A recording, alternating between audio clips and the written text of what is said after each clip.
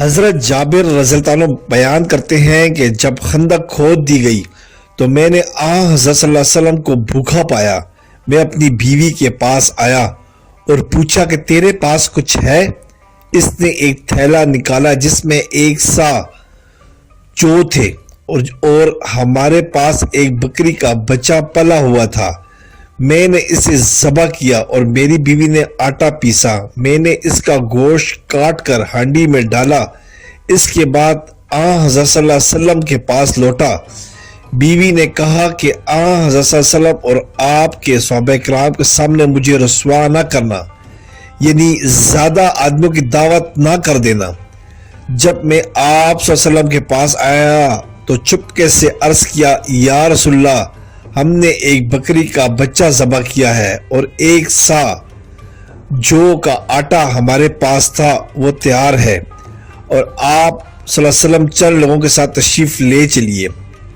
یہ سن کر حضرت صلی اللہ علیہ وسلم نے پکارا اور فرمایا، اے خندق والو، جابر نے تمہاری دعوت کی ہے، لہذا چلو۔ اور حضرت صلی اللہ علیہ وسلم نے فرمایا، میرے آنے تک ہانڈی نہ اتارنا اور نہ گوندے ہوئے آٹے کی روٹی پکانا۔ چنانچہ میں وہاں سے آیا اور حضرت صلی اللہ علیہ وسلم بھی تشریف لائے۔ آپ صلی اللہ علیہ وسلم سب لوگوں کے ساتھ آگے تھے۔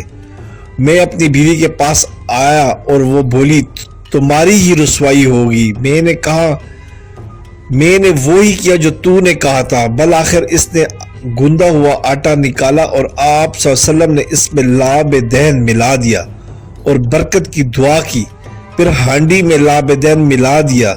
اس کے بعد فرمایا، ایک روٹی پکانے والے کو اور بلا لو جو میرے ساتھ روٹی پکائے، اور ہانڈی سے سالن نکالو، مگر اس کو اوپر سے نہ اتارنا، یعنی کہ ڈھکن نہ اتارنا۔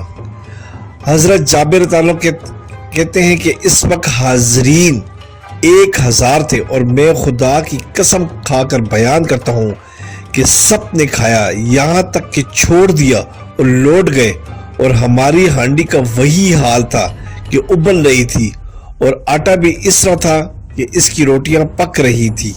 سبحان اللہ۔ سبسکرائب کرے، لائک کرے اور بیل آئیکن پہ کلک کرے تاکہ آپ کو اس طرح ہی پیاری اچھی اسلامی ویڈیو ملتی رہے۔